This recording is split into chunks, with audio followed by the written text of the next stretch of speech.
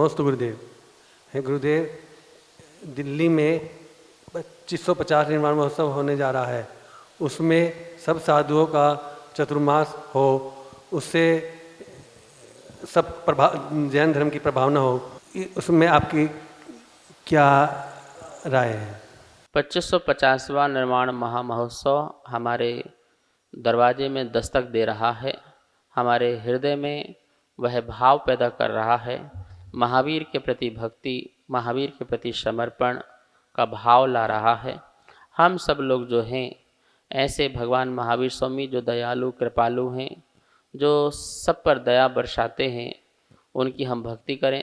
सभी साधु संतों का भी कर्तव्य है कि वो समाज को जगाएं, समाज में जागृति लाएं, सबको महावीर के जो संदेश हैं उनसे जुड़ें, उपदेश हैं उनके माध्यम से प्रभावना करें और अपने अपने स्थान पर अच्छे आयोजन करें जिससे महावीर की प्रभावना हो। खुद की प्रभावना हो ऐसा नहीं, महावीर की प्रभावना हो। लोगों को उपदेश पता चले, सत्य क्या है, संयम क्या है, अहिंसा क्या है, दया क्या है, ज्ञान हो। जैन में ही नहीं, जैनेतर लोगों में भी बात पहुँचे और साधु संतों के माध्यम से बात शीघ्रता से पहुँच जाया करती है। जो काम समाज के लोग नहीं कर पाते हैं वो साधु लोग कर लेते हैं। हमारे सभी साधु लोग इस निर्माण उत्सव को बड़ी भव्यता के साथ मनाएं। 1 वर्ष तक जहाँ भी जो भी कार्यक्रम प्रोग्राम हो रहा हो उसको 2550 निर्माण उत्सव से ज़रूर जोड़ दें, जिससे धर्म की प्रभावना अच्छी होगी।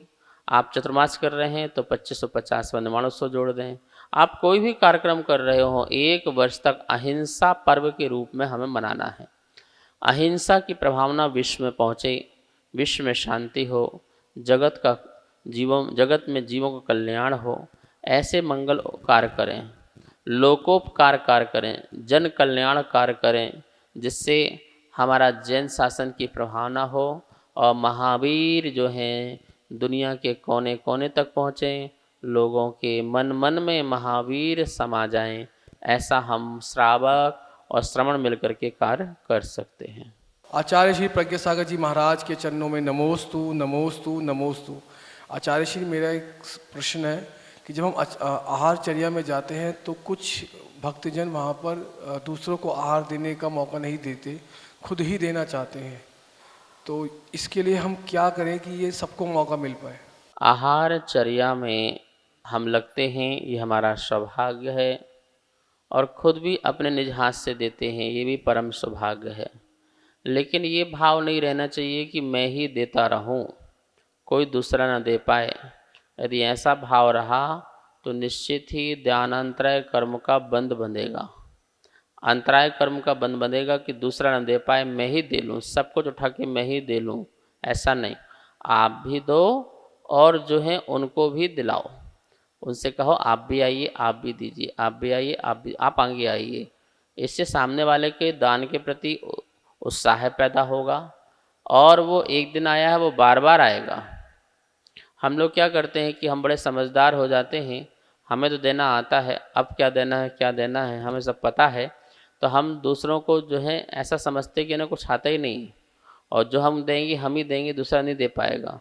तो ये भावना अच्छी नहीं है। आप दान देने की कला जानते हो तो दूसरों को भी सिखाओ कि देखो मुनिराज को आहार बड़ा विवेक पूर्वक दिया जाता है। दूध के ऊपर क्या चीज़ दी जाती है जिससे उन्हें नुकसान न दे, जूस के ऊपर ऐसे क्या दें जो फायदेमंद हो, तो प्रगति विरुद्ध कोई वस्तु ना चल जाए, इसका ज्ञान यदि तुमको है तो तुम्हें जो आए हुए हैं उनको भी ज्ञान कराना चाहिए। कभी कभी बिना बताए भी ज्ञान करा दिया जाता है। आप क्रम से उनको पकड़ाते जाइए तो वो भी सीख जाते हैं। यदि आप सिखाओगे नहीं तो वो कैसे सीखेंगे? आप सीख गए और आप ही आगे आगे हो रहे हो, तो ये अच्छी बात नहीं है। आप ये सोचो यदि 100 लोग भी आहार दान देने के लिए हैं तो वो 100 लोग भी आहार दे करके जाएं, ऐसी भावना।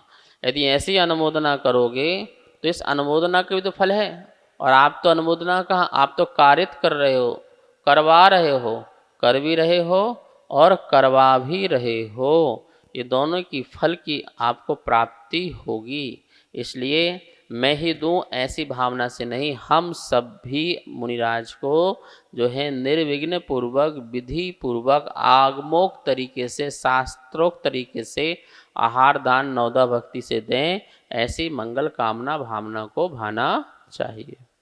नमोस्तु गुरुवर, जैसा कि हम सभी ने 22 अप्रैल को महाराज श्री विद्यानंद महाराज की जन्म 99वीं जन्म जयंती मनाई, तो हमें उनके ज्ञान, उनका वैभव के बारे में जरा कुछ वर्णन कीजिए। आचार्य विद्यानंद महाराज जी की 99वीं जन्म जयंती और उनके उपकार, महानुभाव कभी कभी ही ऐसे जीव जगत में पैदा होते हैं जो अपने लिए ही नहीं, अपनों के लिए भी जिया करते हैं, जो संसार में प्राणी मात्र के लिए जिया करते हैं। ऐसे क्षण बड़े कम होते हैं, ऐसे पल बड़े कम होते हैं, ऐसे जीव बड़े कम होते हैं जो उस पल में पैदा होते हैं। ऐसे ही युग में हमारे गुरुदेव 19वीं शताब्दी 20वीं शताब्दी में पैदा हुए। आचार्य गुरुदेव विद्यानंद जी महाराज जी छोटी सी उम्र में, अल्प आयु में जिन्होंने दीक्षा ली, 17 साल क्षुल्लक रहे और 1963 में फिर मुनि बन के रहे।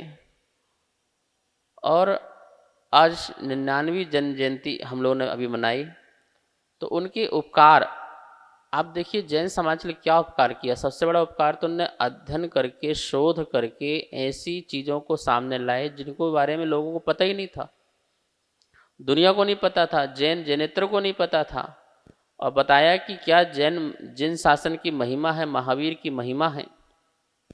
शोध किया, बोध किया, सब शास्त्रों का आडोलन किया, अध्ययन किया, हजारों की तादाद में शास्त्रों को पढ़ा, बड़ी बड़ी लाइब्रेरियों में जाकर के गुरुदेव ने पढ़ा और उनकी हजारों डायरियां भरी हुई शोध से। एक एक डायरियों में कितना गहन अध्ययन भरा हुआ था। बड़े बड़े विद्वानों को प्रभावित करना, बड़े बड़े लोगों को प्रभावित करना, बड़े बड़े राजनेताओं को प्रभावित करना, धर्म की बातों से, अपने से नहीं, धर्म की बातों से, ग्रंथों की बातों से। कितने बड़े बड़े आयोजन कराए। जैन समाज को विश्व लेवल में पहुंचाने का यदि कुछ काम किया है तो आचार्य गुरुदेव विद्यानंद मुनिराज ने किया है। आज विश्व के नक्शे में यदि जैनों का नाम है तो उसका श्रेय सारा का सारा आचार्य गुरुदेव विद्यानंद मुनिराज को जाया करता है। सभी संतों में ज्येष्ठ और श्रेष्ठ संत हुए हैं विद्यानंद महाराज, जिनको सारी दुनिया एक शब्द से राष्ट्र संत के रूप में पुकारती है। जब भी किसी प्रकार के समाज में परेशानियां आईं, उपसर्ग हुए, उन सब का सहजता से और नीति से, युक्ति से उसका निवारण करने वाले आचार्य गुरुदेव विद्यानंद जी मुनिराज जी रहे। ऐसे परम उपकारी विद्यानंद महाराज जी की सारे समाज के लोग मिलकर के सोने की प्रतिमा भी बना दें तो उनके उपकार को चुका नहीं पाएगी। उन्हीं के बराबर की हाइट की प्रतिमा बना देंगे तब भी उपकार नहीं चुका पाएंगे। इतने उपकार जैन समाज के ऊपर किए हैं, अनेकों उपकार हैं, बीच बीच में स्मरण करेंगे और आप सबको बताते रहेंगे। जब सारा विश्व मानव जाति का चीत्कार सुन रहा था और मानवता का हाहाकार सुन रहा था, ऐसे समय में तीर्थंकरों की इस भूमि, जिसने और भी धर्मों को बहुत सारी चीजें दी है, इसी से जो सूर्य उदय हुआ उसी का कारण था कि मानव जाति और मानवता का रक्षण हुआ।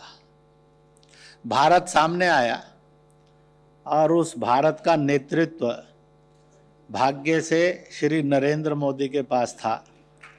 और उसलिए क्या चमत्कार हुआ, आयुर्वेद, योग, प्राकृतिक चिकित्सा, वैक्सीन, लॉकडाउन नाम के सुरक्षा तंत्र का विश्व के किसी ग्रंथ में कोई विधान नहीं है। भारत की इस भूमि से एक नए सुरक्षा कवच का आगाज हुआ और दुनिया को दिया तो दुनिया को लगा कि अब मानव जाति का रक्षण हो सकता है। और इस प्रकार से मानव जाति और मानवता का रक्षण, मैं कह सकता हूं कि यह जो भारत की तप भूमि है, जिस पर तपस्वी आते चले गए और इस तप भूमि का ही चमत्कार था। इसलिए हम कह सकते हैं कि मौत से अगर रक्षा कर सकता है तो भगवान महावीर का संदेश था, है और सदा रहेगा। इस कार्यक्रम के पुण्यार्जक थे